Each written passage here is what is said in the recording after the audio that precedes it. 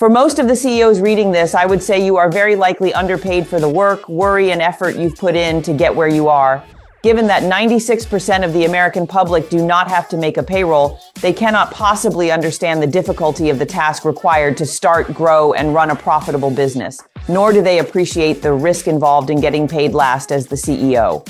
That plus a giant and growing entitlement culture are just some of the reasons why there's a ton of outrage about CEOs being paid 30 times to 500 times the lowest paid worker in a company. Yet here's something you never hear out of the same mouths crying about the CEO's salary. What about our celebrities and sports figures who make high eight-figure incomes? LeBron James is making 1,360 times more at $47.6 million a year than the poor slob cleaning the toilets in the locker room who makes a meager $35,000 on average. I agree that purely on a human level, this seems unjust. I would also add that there are some companies grossly overpaying their CEOs. Case in point, Boeing CEO David Calhoun, who was approved for a $32.8 million a year compensation package right after doors were blowing out of their airplanes in mid-flight, and he was being rightly grilled for cutting safety features and steps to boost profits.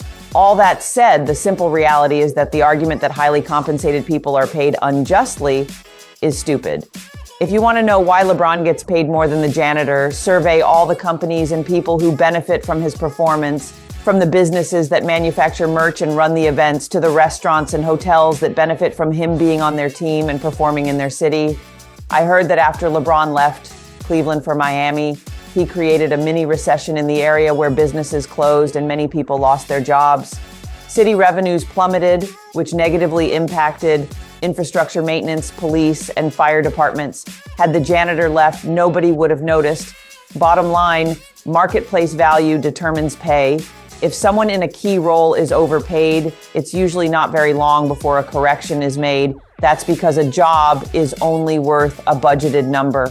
If you have a great level 1 tech, he or she might be earning at the top of the market, but if they want to get paid more, they must increase their skill level and capacity, taking on more responsibility and producing greater output. You can't afford to double their salary merely because they work hard and are a great culture fit. This is what so many people who don't run companies and aren't beholden to making a profit fail to understand.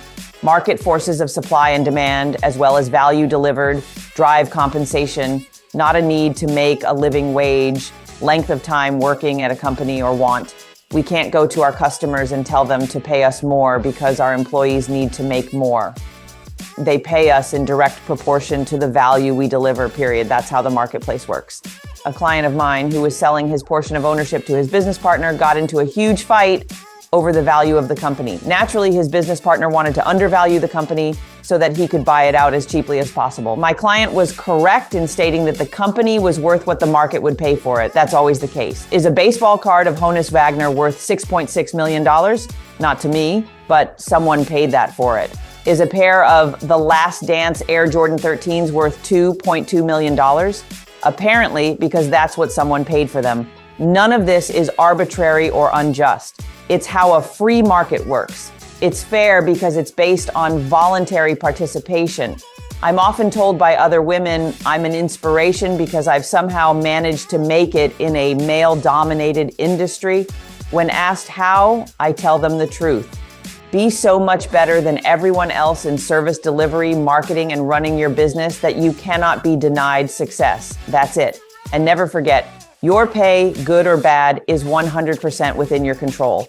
If you don't like it, then you need to negotiate a better deal with the boss or make a change to how you're running the business, find better customers, fix problems that people will pay more to have fixed, charge more for it, be more disciplined about costs and demand more from your employees and vendors. As Zig Ziglar used to say, your raise becomes effective the minute you do.